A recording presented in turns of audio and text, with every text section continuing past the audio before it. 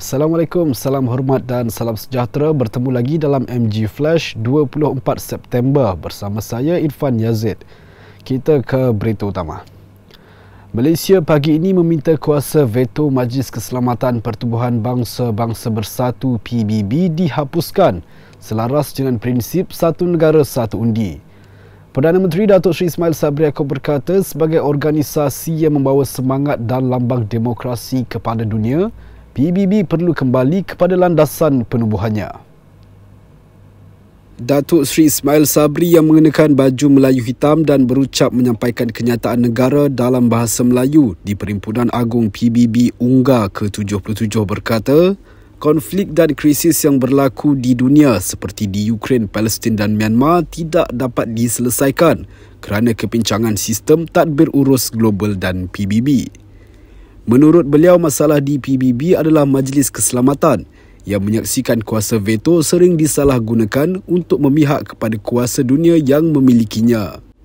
Dalam pada itu, beliau berkata kesemua negara perlu mengambil tanggungjawab untuk menempatkan lebih banyak pelarian Rohingya di negara masing-masing. Beliau berkata walaupun bukan merupakan negara yang menandatangani Konvensyen Status Pelarian 1951 dan Protokol 1967, Malaysia menerima hampir 200,000 pelarian Rohingya atas dasar kemanusiaan.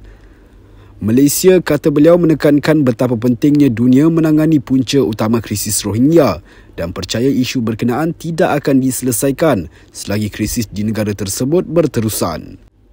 Dalam perkembangan lain, Datuk Seri Ismail Sabri menegaskan Malaysia masih mempunyai 54% kawasan hutan di seluruh negara.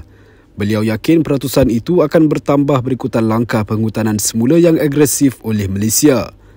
Katanya perubahan iklim merupakan masalah sejagat serta Malaysia sendiri turut terkesan dengan banjir paling serius dalam sejarah sehingga mengakibatkan kerugian dianggarkan mencecah 6.1 bilion ringgit tahun lepas. Malapetaka itu menyebabkan ramai terkorban dan hampir 100,000 orang lagi terpaksa dipindahkan ke pusat penempatan sementara. Beliau berkata Malaysia juga komited untuk mengurangkan pelepasan gas rumah hijau sebanyak 45% berdasarkan keluaran dalam negara kasar KDNK menjelang 2030. Pilihan Raya Umum ke-15 PRU15 tidak sesuai diadakan dalam masa terdekat. Presiden Pertubuhan Intelektual Negara Pintar Profesor Dr. Muhammad Roslan Mamat Noor berkata ini dilihat daripada konteks suasana negara dan rakyat ketika ini. Muhammad Roslan dalam kenyataannya berkata Pintar melihat masa yang sesuai untuk diadakan PRU adalah Mac atau selepas sambutan Aidilfitri tahun depan. Tambahnya adalah lebih baik jika PRU 15 dilaksanakan ketika cuti sekolah. Ini bagi memastikan keselesaan kepada rakyat turun mengundi. Muhammad Roslan berkata kerajaan pusat dan negeri serta para wakil rakyat perlu memfokuskan kepada isu yang lebih utama iaitu kebajikan rakyat. Katanya sebagaimana yang dimaklumkan oleh Jabatan Meteorologi, musim tengkujuh semakin hampir dan lazimnya akan berlaku musibah banjir di beberapa bahagian di negara ini. Agensi-agensi penting negara juga perlu bersedia untuk menghadapi musibah dan ia adalah keutamaan buat masa ini. Gempa bumi kuat di bawah laut menggegarkan wilayah Aceh paling utara di Indonesia hari ini. Bagaimanapun tiada laporan mengenai kerosakan serius atau kemalangan jiwa setakat ini. Pihak berkuasa juga memaklumkan gempa itu tidak memberi sebarang ancaman tsunami. Menurut Met Malaysia, gempa bumi kuat M6.2 berlaku di utara Sumatera, Indonesia pada 4.53 pagi tadi. Pusat gempa bumi di 37 darjah utara dan 96.1 darjah timur dengan kedalaman 72 km. Ianya berlaku 42 km selatan dari Mulabuh, Indonesia. Saksi berkata penduduk berlari keluar dari rumah masing-masing ke tempat lebih tinggi apabila gempa bumi berlaku sebelum subuh melanda. Namun kemudian tenang apabila menerima mesej teks yang mengatakan tiada bahaya tsunami. Februari lalu gempa bumi berukuran 6.2 pada skala Richter mengorbankan sekurang-kurangnya 25 orang dan mencederakan lebih 460 orang di wilayah Sumatera Barat.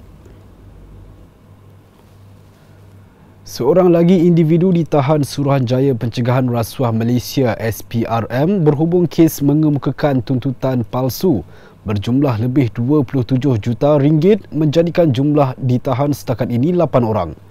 Lelaki yang berusia 46 tahun itu ditahan di Ibu Pejabat SPRM kira-kira 11 malam Khamis 22 September ketika hadir memberi keterangan. Menurut sumber, lelaki itu kini direman selama 3 hari hingga Isnin ini selepas Magistrate Irza Zulaika Rohanuddin membenarkan permohonan reman SPRM di Mahkamah Magistrate Putrajaya semalam. Pengarah kanan bahagian operasi khas SPRM, Datuk Tan Kang Sai mengesahkan penahanan itu dan berkata kes disiasat mengikut Seksyen 18 Akta SPRM 2009.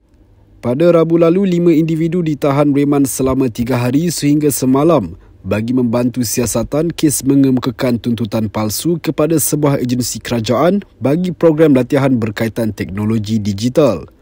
Bagaimanapun, latihan berkenaan tidak dilaksanakan.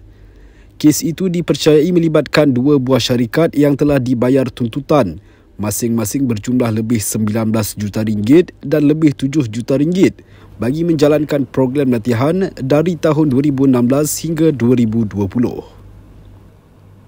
Seorang penghantar makanan maut manakala seorang lagi cedera parah selepas dirempuh 2 kenderaan pacuan 4 roda yang dipandu secara melulu di Kelang semalam. Ketua Polis Daerah Kelang Utara Asisten Komisioner S. Vijaya Rao berkata, nahas melibatkan 5 kenderaan itu berlaku kira-kira jam 2 petang di persimpangan lampu isyarat Jalan Meru menuju ke Jalan Haji Sirat. Menurut SVJ, kedua-dua kenderaan pacuan 4 roda jenis Nissan X-Trail itu berlanggar ketika membelok di persimpangan lampu isyarat berkenaan. Pemandu salah sebuah Nissan X-Trail itu kemudiannya merempuh 2 penunggang motosikal dan sebuah kereta Proton Wira. Akibat perlanggaran itu, penghantar makanan berusia 34 tahun meninggal dunia manakala seorang lagi cedera parah. 2 pemandu kenderaan Nissan X-Trail masing-masing berusia 20 dan 24 tahun telah ditahan selepas disyaki bertanggungjawab dalam kemalangan tersebut. Mengulas lanjut, kata SVJ, kes ini sedang disiasat di bawah Seksyen 41-1 APJ 1987 untuk membantu siasatan polis. Baiklah, sekian dahulu MG Flash buat masa ini. Teruskan bersama kami untuk mengikuti perkembangan dari semasa ke semasa. Hanya di platform media sosial di Malaysia Gazette di Facebook, Twitter, Instagram dan YouTube atau melalui portal di www.malaysiagazette.com. Assalamualaikum dan salam hormat.